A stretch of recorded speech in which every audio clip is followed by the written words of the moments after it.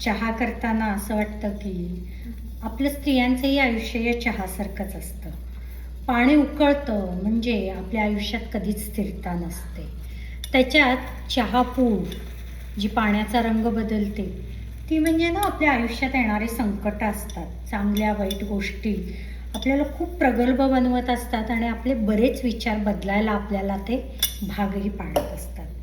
चहातली साखर म्हणजे आपल्या नात्यातलं गोडवा, प्रेम किंवा चांगली माणसं जी आपल्या आयुष्यात येतात ना, ती असतात. आणि मग आपलं शिक्षण किंवा आपण घेतलेले मुद्दामून अनुभव किंवा काही आपण घेतलेले निर्णय हे अगदी आल्यासारखे असतात. ते चहाची रंगत वाढवतात आणि स्त्री ही या दुधासारखी असते.